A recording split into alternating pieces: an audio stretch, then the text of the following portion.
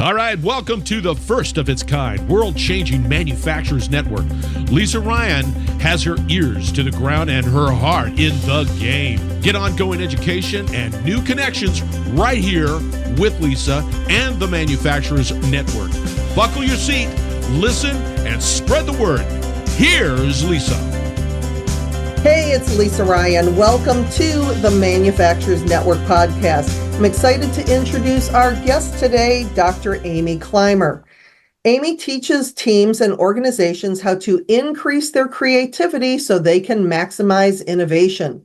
She's the author of a new book, Deliberate Creative Teams: How to Lead for Innovative Results. She's also the host of the Deliberate Creative podcast, where she shares practical advice and strategies to help leaders build innovative teams. Amy has a PhD in leadership and change and is a certified speaking professional. So, Amy, welcome to the show. Thank you, Lisa. It's so good to be here.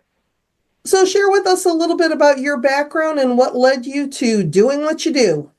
First, what I do is I work with organizations to help them be more innovative. Worked with a number of manufacturing organizations, and it's been a bit of a winding process or winding road to get here.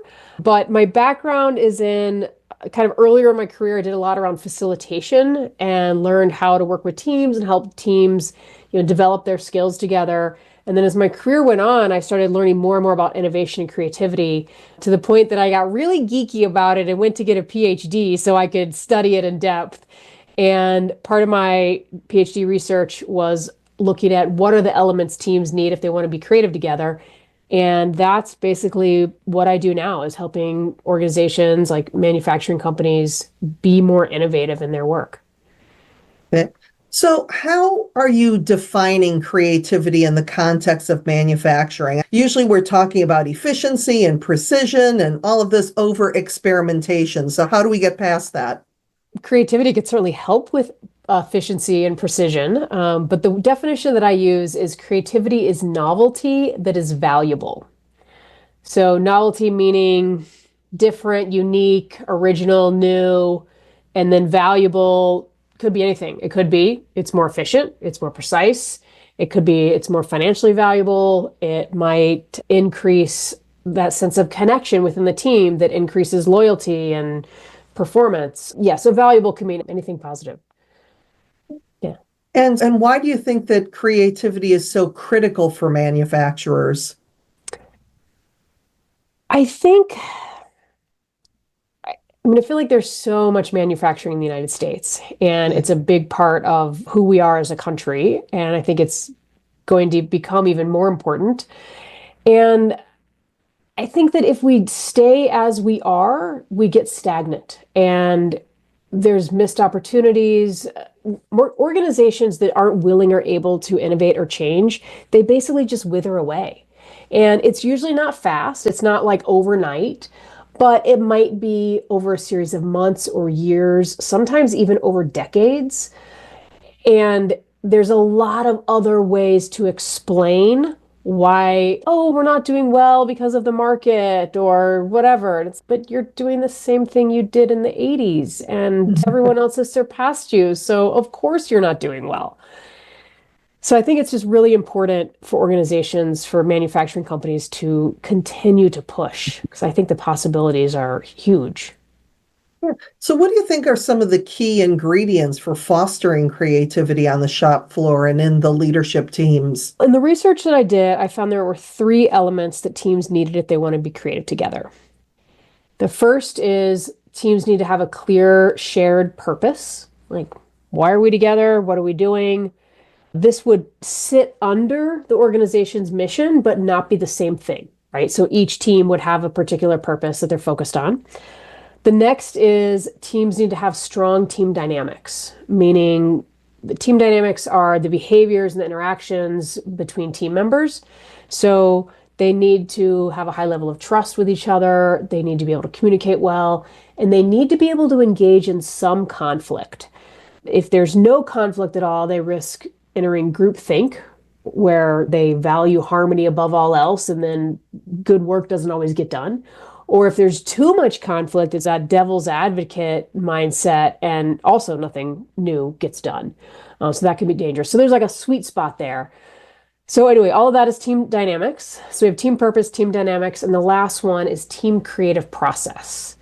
So what is the process the team is going through in order to be more innovative? And all the team members need to know that process and understand how it works.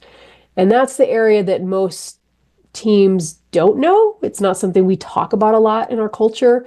I think at least the last couple of decades, we've done a pretty good job of talking about team purpose and team dynamics, but most people don't even know there is a creative process they could follow. So that's a gap that a lot of companies have.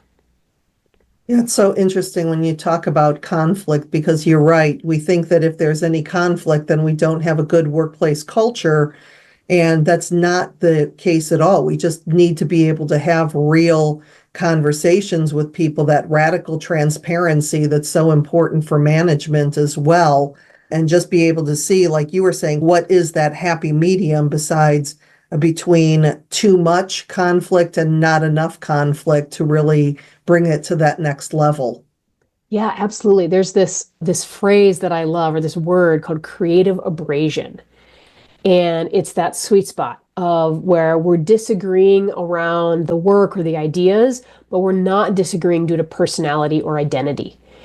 And the term it actually comes from manufacturing. It comes from Jerry Hirschberg, who in the 1980s was hired by Nissan. And Nissan was coming over with the Japanese ingenuity, and they wanted to combine that with the American innovative mindset. And okay, what could we do if we put these two cultures together? And what Jerry Hirschberg found was, oh yeah, this is a huge culture clash. They couldn't even agree on the dress code for the office or what radio station to listen to, because this is the 80s, so the radio station mattered. And eventually, but he also loved it. He just soaked it up. And so eventually he realized that if the teams stay at this like really polite level, they're not going to be able to do good work together. And of course, the other end of that is they're disagreed all the time. But in this case, his challenge was, I need to get past that polite stage. And when he was able to, yeah, they created some really awesome stuff. And what you said was so important that we focus on the idea, the process instead of the personality. It's not seeing that working because of this, but you're not saying the person's stupid or you're not anything like, where did you come up with a dumb idea like that? Thinking that's being radically honest. It's no, if we focus on the task and we look to have the conflict there instead of making that person feel bad because they open their mouth. Because if they're feeling bad for opening their mouth, they're never going to open their mouth again. Right. Yeah, they learn pretty quickly. Okay, my ideas aren't valued here. I'm going to keep them to myself. And then you're losing this brain, this person you've hired. You're losing all the input they could provide. Exactly. So can you share a real world example about how you helped a company to drive innovation using your process? What were the challenges that you started with, and then how did enforcing that creativity lead to a breakthrough? Yeah, absolutely. So just a few months ago, I was working with a manufacturing company that makes all sorts of things. I worked with actually three different places, but two plants, two facilities. And so one of them makes soaps for other businesses, and then the other plant makes chemicals like bleaches and things like that. And so they both hired me to help their teams understand this process, and they had a number of problems in their plant that they wanted to figure out, how do we address these problems in a creative way? And I asked them, what's your overall plant efficiency? And they said probably 50, when getting up to 80, 90% would be ideal. So they were losing a lot of money and time just by the inefficiencies that were built in. So there's a couple things that happened. The first is I set up two sessions with full day sessions. One was a full day at one plant, a day and a half at another plant, and we walked through this entire process. And we looked at real problems they had. So it wasn't just a theoretical thing. It was like, let's look at the real problems. Let's start applying this right now. And It was really cool what they came up with. There's about 50 to 60 people in each session, and they were in small groups, and each small group was focused on a different challenge. And I would say by the end of the day, at each site, we had, oh my gosh, well over 1,000 ideas. Wow. Now, of course, not all of those were excellent ideas. Right. Geez, even if we had 10% of those, even 5% of those ideas were any good, that's a lot of ideas. And so they're in the process now of implementing those and figuring out, which ones they're doing that evaluation now. But there was a couple moments that was really interesting. So one of the locations, I do this process, an assessment tool called Foresight, which measures where each of us, our preferences within the creative process. And one of the stages of the creative process is ideate, which these are the people that like just generate lots of ideas. I happen to be an ideator. This one particular plant, out of 55 people, they had 2 people in the whole place that were high ideators, which is very low.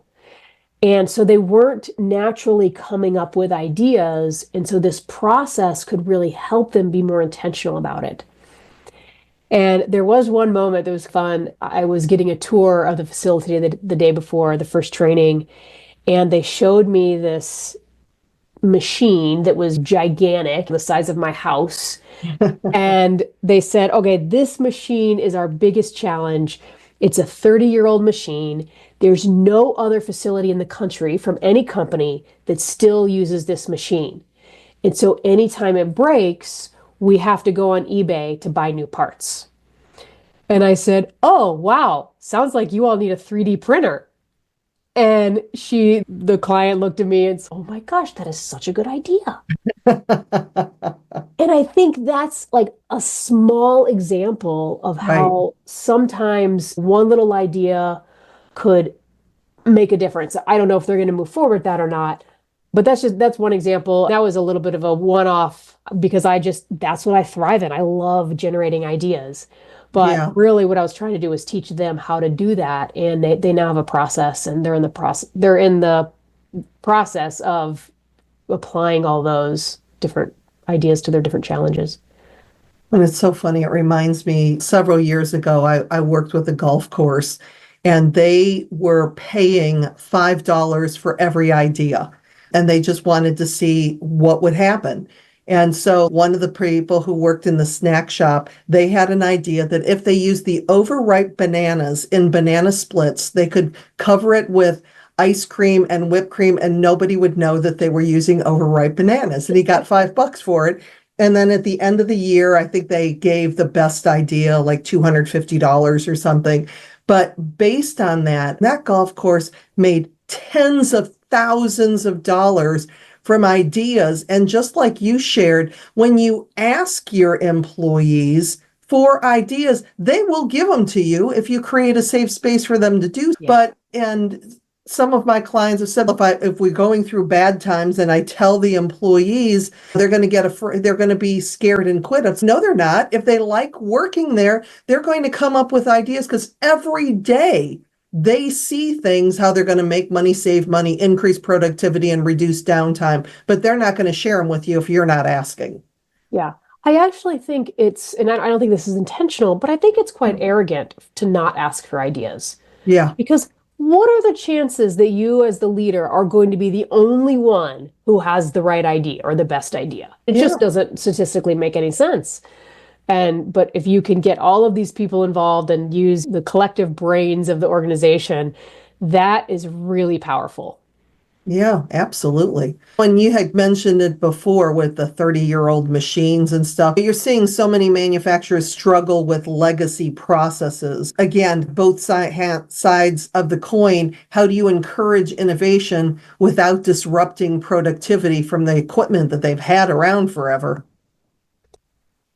Yeah, that's a tough one that I think will definitely vary from place to place. But I think looking at I think there's the balance of what can we do with what we have and what changes can we make and how can we try them on a small scale. Maybe there's some process that's not as efficient as it could be. What is something little that you can do to start and see, does that little change make a difference? And if so, cool, let's do one more little change and another one. And inevitably, there's probably times where you're like, all right, we have to just close down this machine and put in a new one. And that's a Right. lot of time and money, both money output, but also lost money. And I do think that's a part of the cost of business on some level. But I think that the concern is it's like that saying, I can't remember if it was like Ben Franklin or somebody who, if I had 8 hours to, I'm not going to Oh remember. yeah, no, that was George Washington or George Washington. If I had 8 hours to cut down a tree, I'd use the first 6 hours sharpening the saw. Exactly. Thank you. And so I do think it's like this, the time you would spend or waste, so to speak, of making this more efficient, would you make that up pretty quickly? And plus, there's all these other side benefits. Like when I was working with this company a couple months ago, this manufacturing company, the employees loved it. I could just tell, it felt like a gift to them that Yeah. they got to be off the floor in this learning space. There's another manufacturing company I worked with several years ago who top engineers had never gotten any training while they worked for that company. And Wow. they were soaking it up. And it was a 3 day training. And so it was a lot of time and they were soaking it up. They loved it. And so I do think there's also this other benefit that you're increasing motivation, you're increasing loyalty just by taking the time off to, figure out, all right, how do we make this better? And it's so is a perfect definition of the mastermind. You get people in a room, and when two or more brains get together, that third kind of mastermind comes.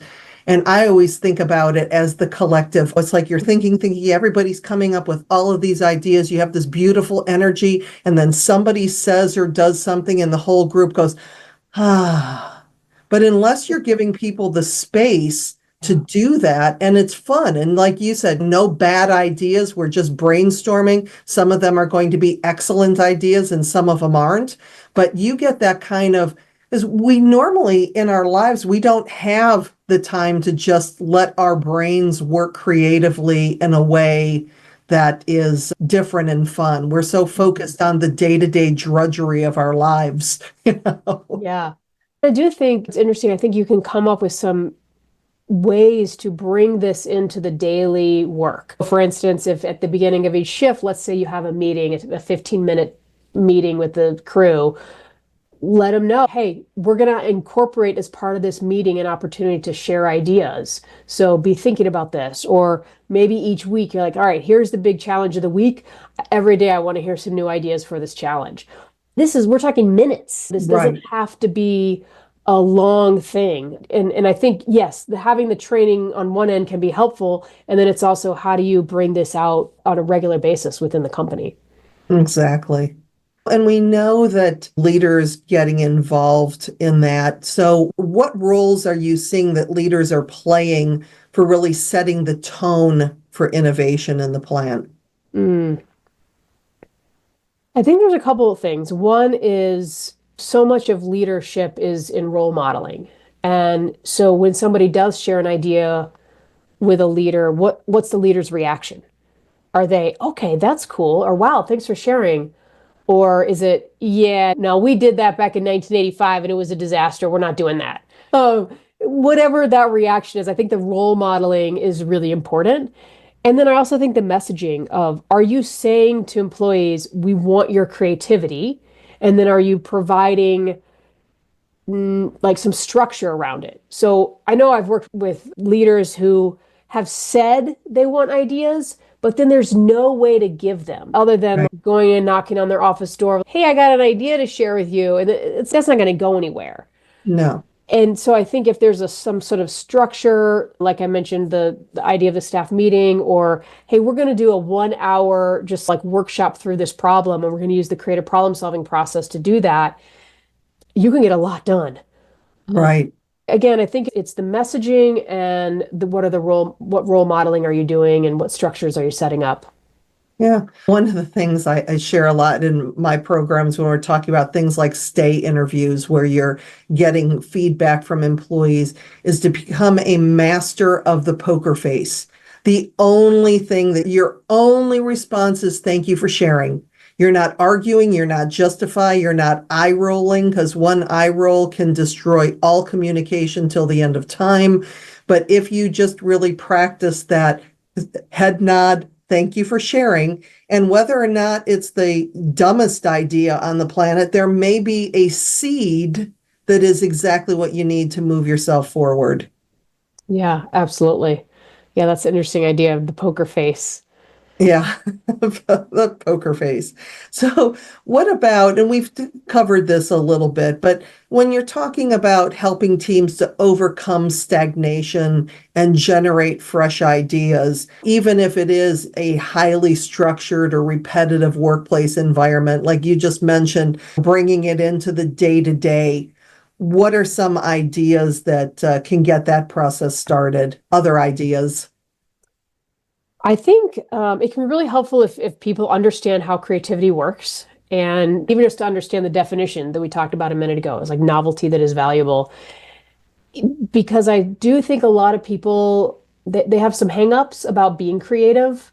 Most of us who were raised in the United States, if you went to a mainstream school, K-12, then the messaging more or less was don't be too creative. Hmm. And then now you're an adult and you're in a workplace that might be saying the opposite. Hey, we really need your creative ideas. And so there's no training around it. There's not skills around how to be creative. So I think that's one thing that organizations can do. One of the just one little simple technique that I use that I always teach is this difference between divergent thinking and convergent thinking. And so divergent thinking is, all right, we're going big and broad and we're getting all these ideas. It's the brainstorming. Brainstorming is a type of divergent thinking where we're basically filling up the bucket with ideas. Now, some of those may not be the best. That's okay. We're Right. just getting them down. And then we're going to move into convergent thinking. And that's where we're going to start evaluating the ideas. And so I think organizations could like, hey, we're going to do a 30-minute ideation session where we're going to diverge and then converge. Or maybe it's like, all right, let's have ideas Monday through Thursday, like in our morning meeting. And then Friday, let's put them all up and start evaluating them. So I think because that evaluation part's really important, and if people know that there's an opportunity to evaluate the ideas, they are less likely to feel like they have to jump in and be like, no, we can't do that. Because they know there'll be an opportunity, and they also realize, oh, just because an idea is thrown out doesn't mean we're using it. It's just someone threw it out. That's all. Right.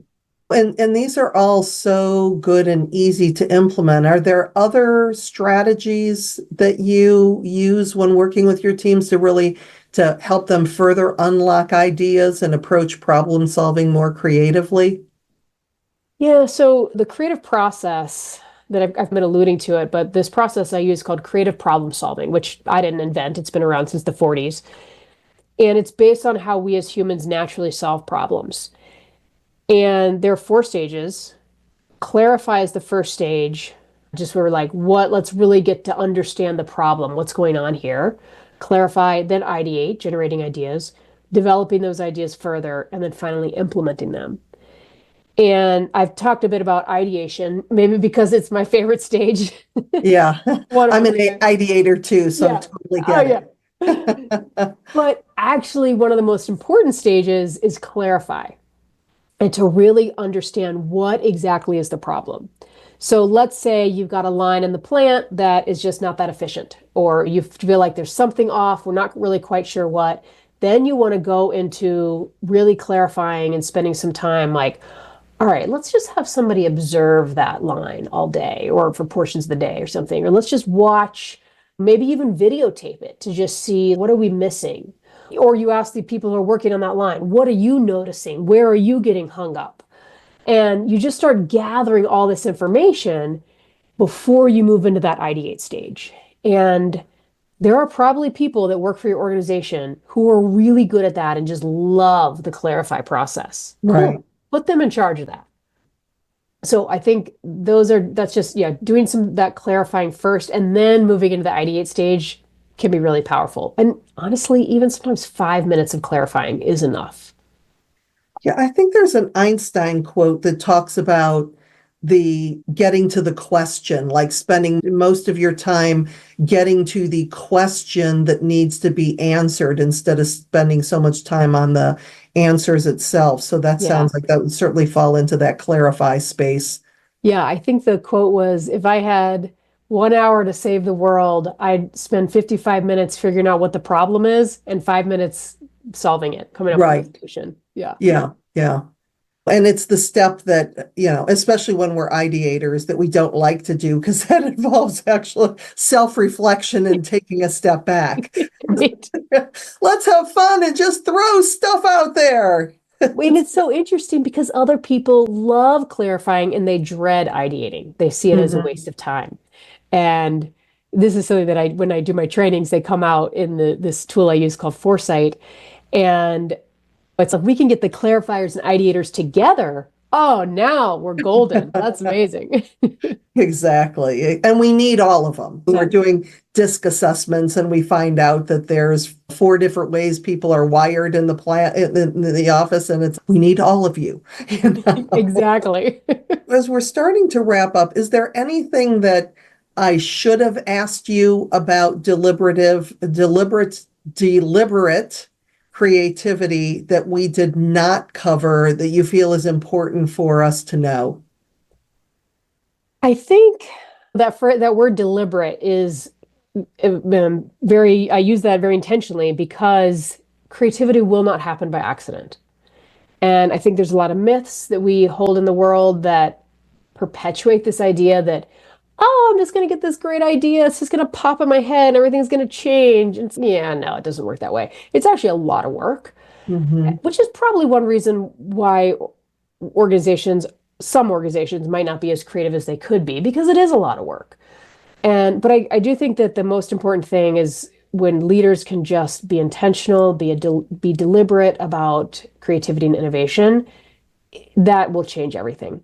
And part of that is really the vulnerability and the ability to let it go and realize that you as a leader may not be the be all end all, that somebody else can come up with an idea that can, number one, make the company great, but also make you look like a rock star because you took the time to listen to that employee. 100%. Yeah, I agree. So tell us about your book. So the book is called Deliberate Creative Teams: How to Lead for Innovative Results. And some of the concepts that we talked about today are in there, as well as a lot more. But it's based on the dissertation research that I did, but there's also a lot of stories and examples from my clients of just organizations that are trying to be more innovative. And as of this recording, the book's been out for a week, maybe a little more. And I'm getting some really positive feedback on it, which is really fun. So yeah, I'm very proud of it. If people wanted to continue the conversation with you, what's the best way to get a hold of you? You can find me on my website, which is climerconsulting.com, and Climer is spelled Climer. You can find me there. I'm also on LinkedIn. You can find the book anywhere books are sold. All right. Amy, it has been such a pleasure having you on the show today. Thanks so much for joining me. Thank you so much, Lisa. I enjoyed it. I'm Lisa Ryan, and this is the Manufacturers Network podcast. We'll see you next time. Thanks for listening to the Manufacturers Network podcast. Do me a favor and share this podcast with your friends and colleagues so we can grow this network and connect more fantastic folks just like you. You can either send your buddies to the website at manufacturers-network.com or share the Manufacturers Network podcast on your LinkedIn, Facebook, Twitter, Instagram, or wherever you and your industry friends hang out. The bigger and faster we grow the network, the stronger and deeper the community we'll all have. Thanks again, and I appreciate you.